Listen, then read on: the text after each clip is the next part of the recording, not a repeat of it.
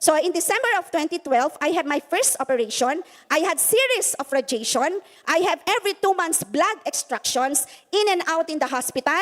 Nagpaalam po ako sa doktor ko. Sinabi ko po sa kanya, Doc, hindi mo na ako magre-radiation therapy. Kasi po, muntik na akong mamatay nung last radiation. Kaya sabi ko, wag na. Sabi niya, sige, mag-consent ka na lang. So, what I did is, nag-consent po ako to take Himuhim for 6 months.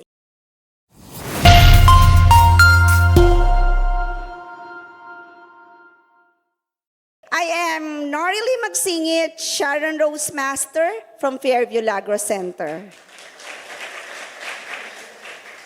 I serve in both government and private institutions and eventually became the Dean of the College of Nursing. I'm in the hospital service. I rose from the rank as role of staff nurse to chief nurse and currently one of the nursing director of the tertiary hospital here in the Philippines. My battle with the big C or cancer began. Instead of giving up, I chose to press on. I continued to strive to live in a balanced life and to hold on to my faith despite my health condition. Ako po'y nagkaroon ng cancer. At nagsimula po ito nung malaman ko siya noong 2012. As you can see, di ba, in 2012, of November, ang daming nodules na nakita sa akin, and that is both left and right. Okay? So nagkaroon din po ng findings na consistent sa fine needle biopsy ko in 2012 ng papillary carcinoma. Okay, so carcinoma is a cancer. So in December of 2012, I had my first operation. I had series of radiation. I have every 2 months blood extractions in and out in the hospital. A-admit ako ng umaga, i-discharge ako ng umaga, i-a-admit uli ako ng hapon. Okay, suka ako ng suka. Yun ang nangyayari po sa akin. So, hirap na hirap ako. Okay, then in 2012, nakita ko rin po, bumagsak ang aking calcium level. At kapag bumagsak ang calcium level, anong nangyari? Nahihirapan po ang ating puso. Kaya po prone tayo to cardiac arrest, which also happened to me. Okay? So, series of radiation, 2013, ang daming radiation, pero ano nangyari? Ang aking thyroglobulin level, yan po yung nagdedetermine ng cancer sa blood ko, ay 470.19. Ang normal po ay 2 to 10. Malayo ba? Sa 2 to 10, sobrang malayo. Nasaan yung aking cancer? Sobrang dami sa blood ko. Right? Okay. In 2015, after series of radiation, continuous radiation, eto pa rin po ang nangyari sa akin. Andyan pa rin siya. Walang nangyayari. Kaya hindi ako gumagaling. Okay. Then, sabi ng doktor ko, Nori, kumalat siya. So, this time, nasa lymph nodes mo na. So, both left and right. So, nandito. Kaya kung lalapitan niyo po ako, I had my second operation in 2015 and it is called bilateral neck dissection. Okay. So, kinaskas nila yan. Kaya lang, sabi ng doktor ko, sorry Nori, hindi ko na makuha yung iba. May chances pa natutubo sila. Hindi ko alam kung kailan. So sobra talaga ang hirap ko sa cancer ko. Okay?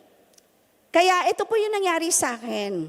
Dati pantay yung mata ko, di ba? Before. But after the series of radiation and operation, naging lumiit po ang one eye ko. So I called it the Chinese me and the Mexican me. Para maganda tsaka cute, di ba? Yun. Pero actually, because of my battle with cancer. And in 2015 also, so pagkita ko po uli sa aking neck scan, dumadami uli siya. Imagine? Di ba? So sobrang yan. Dami siya ng dami talaga. Kaya ganun ka-active ang cancer cells ko sa body. Okay. So despite the multiple therapies and operation, patuloy po na tumutubo ang cancer cell ko sa katawan ko. So, nagpatuloy pa rin. Siyempre, hindi ako naniwala kay Atomy. Kahit napunta na ako sa Atomilandia, nagpatuloy pa rin yung aking physical at emotional na hamon sa buhay. So, sa mga sumunod na taon, lalo na kailangan kong sumailalim din sa mga sunod-sunod na radiation therapy. Yan po is a picture taken by my niece. Kala ko, ayaw ko magpa-picture, yung pala gagamitin ko dito. May purpose pala siya, di ba?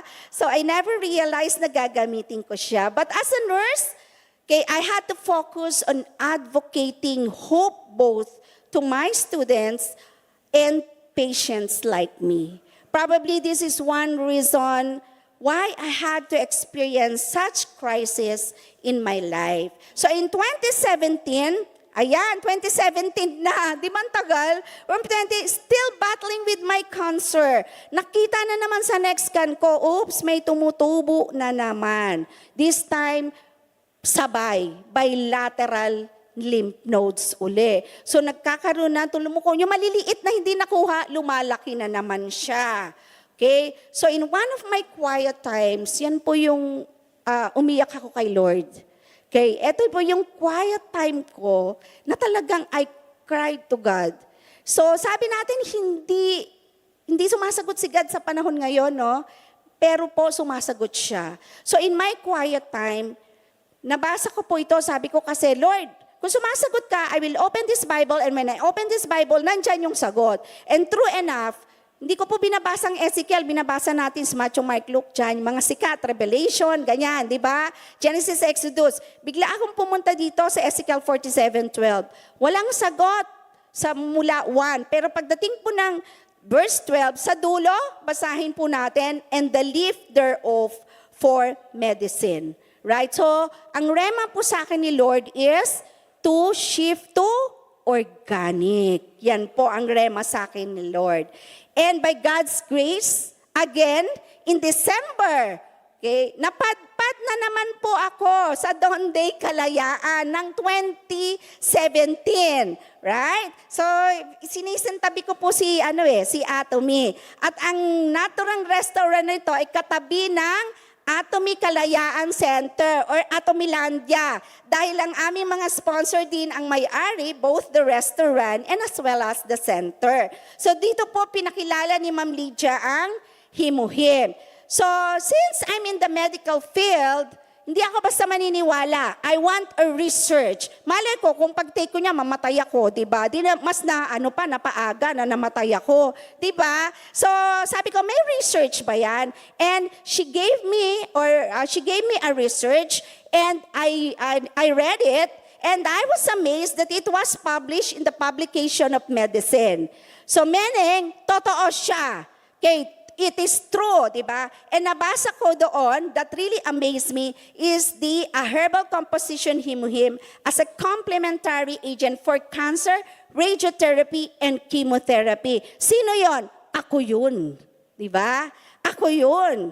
Okay? So, in 2018, I started taking Himuhim religiously and gradually adding other healthcare products one after the other. Nagpaalam po ako sa doktor ko. Sinabi ko po sa kanya, Doc, hindi mo na ako magre-radiation therapy. Kasi po muntik na akong mamatay nung last radiation. Pag number 13 ko po yun. Pag number 13, di matitigok na ako. Kasi sa Pilipinas, di ba? Number 13, malas, di ba?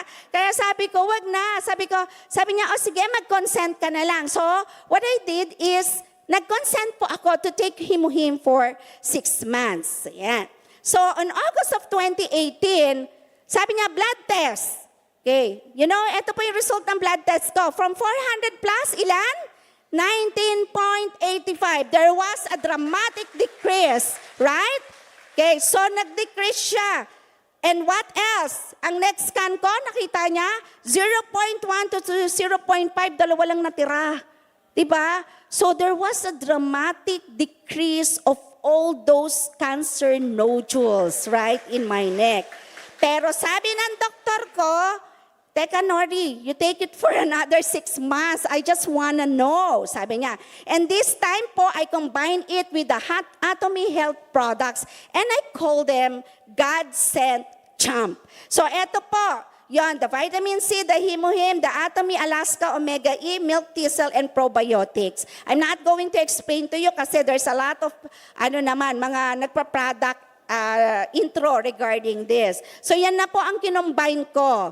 And in 2019, there was a mysterious things that happens to me because in my PET scan, sabi ng doktor ko, after mo ng stop Hemohim, kaya ng January and February you do PET scan, we die. So ang PET scan, positive emission test, siya yung responsible para makikita kung meron pang tiny cells or pwede ka pang mag-develop ng cancer cells. And look at the red circle. Sabi, negative siya, right? So, it's really a blessing. Kaya sabi mo sa capital B mo, okay, being an Atomian is really a blessing. And in 2020, my thyroglobulin, kasi minomonitor ako continuously every 2 months, ayan po, 0.10 and 5.62. And that is already normal, right? Okay. So verily many things happens. They may seem very impossible with man, but with God, all things are possible, right? Since then, as my way of giving thanks to Him, I have devoted myself to being an Atomy advocate. Ayan. So, ini-invite po akong speakers. Yan. Kinakaladkad po ako ng ating Atomy Philippines. Especially of Hemohim, a product that really symbolizes both healing and hope. Likewise, I am deeply thankful to our sponsors, partners, members, and all affiliates of our Atomy family. Our success is indeed never ours alone. It is tied to success to each one of you. So today, please make use of this opportunity to give thanks to the person who invited or who brought you here. Ayan.